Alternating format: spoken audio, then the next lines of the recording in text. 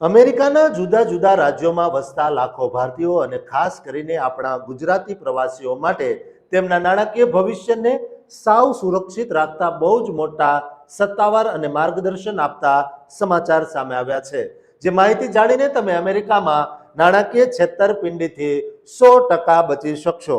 અમેરિકાની અંદર વસવાટ કરતા લોકો માટે મુખ્ય 6 ફાઇનાન્શિયલ એકાઉન્ટ સૌથી વધુ અગત્યના અને અનિવાર્ય માનવામાં આવે છે, જે એકાઉન્ટ્સનું અસલી મહત્વ અને લોકો દ્વારા થતી નાની મોટી ભૂલો વિશે સોશિયલ મીડિયા પર આકરી ઉઘરાણી એક પ્રખ્યાત પ્રવાસી ભારતીય ડિજિટલ ક્રિએટરે પોતાના વર્ષોના અમેરિકાના અનુભવના આધારે એક બહુ જ મોટો લાઈવ ખુલાસો કર્યો છે.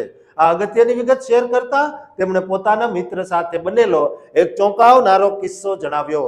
જ્યારે તેઓ પોતાના પરિવાર અને ફ્રેન્ડના ફેમિલી સાથે અમેરિકામાં જ એક મોટી ટ્રીપ પર ફરવા ગયા, ત્યારે ટ્રીપ પૂરી થયા બાદ જ્યારે તેઓ બધા જ ખર્ચાઓનો હિસાબ કરી રહ્યા હતા, ત્યારે હિસાબ પત્યા પછી તેના મિત્રે જ ડોલર ટ્રાન્સફર કર્યા તેનો સ્ક્રીનશોટ મોકલ્યો હતો.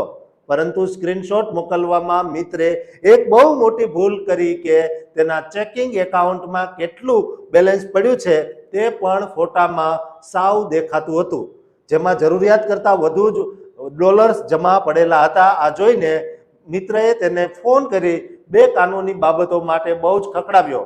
પહેલું તો પોતાનું બેંક બેલેન્સ દેખાય તેવા સ્ક્રીનશોટ કોઈને પણ ક્યારેય શેર ન કરવા જોઈએ, ભલે તે તમારો જીગરજાન દોસ્ત કેમ ન હોય. અને બીજું કે ચેકિંગ એકાઉન્ટમાં આટલા બધા પૈસા ન રખાય. જોકે ત્યારબાદ તેના મિત્રે સામો મોટો ખુલાસો કર્યો.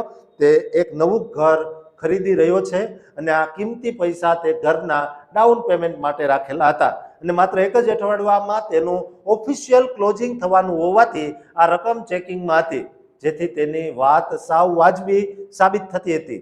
અમેરિકાના આ 6 મુખ્ય એકાઉન્ટની કાનૂની સમજણ આપતા તેમણે જણાવ્યું કે સૌથી પહેલું ચેકિંગ એકાઉન્ટ છે, જેમાં મોટા ભાગના લોકોનો પગાર ડાયરેક્ટ ડિપોઝિટ થાય છે અને આમાંથી જ ક્રેડિટ કાર્ડના બિલ, મંથલી મોર્ગેજ એટલે કે ઘરની લોનના હપ્તા, કારની લોન અને તમામ ઘરના ભાડાના મંથલી ખર્ચાઓ ચૂકવાતા હોય છે.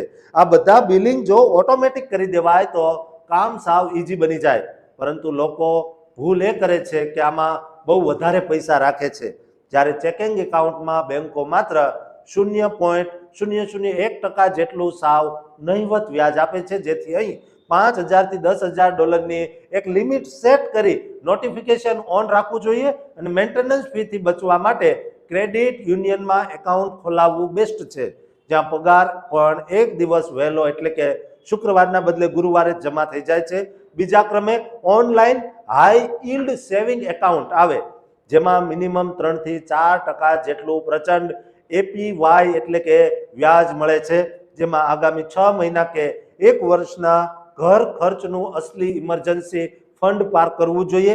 ત્રીજું સૌથી મહત્વનું એકાઉન્ટ 401k છે, જે એક ઓફિશિયલ રિટાયરમેન્ટ સેવિંગ પ્લાન છે, જેમાં કંપનીઓ પણ 3 થી 6% જેટલું ફંડ મેચ આપતી હોય છે.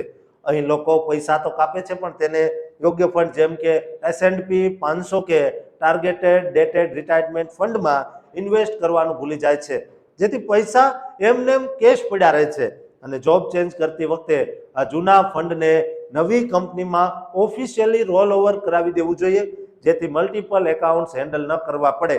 ચોથું બ્રોકરેજ એકાઉન્ટ છે, જેમાં તમે સ્ટોક્સ, બોન્ડ્સ અને ઇન્ડેક્સ ફંડમાં ઇન્વેસ્ટ કરી શકો છો, પરંતુ લોકો અલગ અલગ કંપનીઓમાં એક સરખા ફંડ ખરીદવાની ભૂલ કરે છે, જેમ કે વેનગાર્ડમાં VOO અને સ્વોબમાં સ્પાય ખરીદે છે, જે બંને એક જ છે. ઇન્ડેક્સને ટ્રેક કરે છે, જેથી માત્ર એક જ બ્રોકરેજ એકાઉન્ટમાં કમ્પાઉન્ડિંગ થવા દેવું જોઈએ. પાંચમું 529 કોલેજ સેવિંગ પ્લાન છે, જે બાળકોના ઉચ્ચ શિક્ષણ માટે બેસ્ટ છે. તેનો ગ્રોથ સાવ ટેક્સ ફ્રી હોય છે. આ એકાઉન્ટ બાળકનો જન્મ થતાં જ સોશિયલ સિક્યુરિટી નંબર આવતાની સાથે જ ઓપન કરાવી દેવું જોઈએ, જેથી વ્યાજ કમ્પાઉન્ડ થાય અને જો બાળક કોલેજ ન જાય તો આમાંથી મહત્તમ $35,000 સુધીની રકમ ટેક્સ ફ્રી રીતે રોથ IMAમાં ટ્રાન્સફર કરી શકાય. અને છઠ્ઠું તથા છેલ્લું HSA એકાઉન્ટ, જે મેડિકલ ખર્ચ માટે ટ્રિપલ ટેક્સ એડવાન્ટેજ એટલે કે પ્રચંડ સરકારી ટેક્સ મુક્તિ આપે છે. આ તમામ ફાઇનાન્શિયલ એકાઉન્ટમાં ગ્રાહકોએ પોતાનું બેનિફિશિયરી એટલે કે વારસદારનું નામ એડ કરવાનું ક્યારેય ન ભૂલવું જોઈએ દોસ્તો. સૌથી મોટી સિક્યોરિટી ટીપ એ છે કે આ નાણાકીય એકાઉન્ટ માટે પોતાનું પર્સનલ ઈમેલ ક્યારેય વાપરવું નહીં, પરંતુ એક તદ્દન અલગ અને સેપરેટ ઈમેલ આઈડી રાખવું અને દરેકના પાસવર્ડ સાવ અલગ રાખવા, જેથી ઈમેલ હેક થાય તો પણ તમારી જિંદગીની કરોડોની મૂડી સાવ સુરક્ષિત રહે. દોસ્તો, અમેરિકામાં આપણા ગુજરાતી દરેક ભારતીયને આ વિડીયો શેર કરજો, કારણ કે મોટા ભાગે તેમના નાણાં ઊંચાઈ જતા હોય છે, પણ જો આ એમને ખબર હોય તો તેઓ અલગ અલગ એકાઉન્ટ રાખી શકે.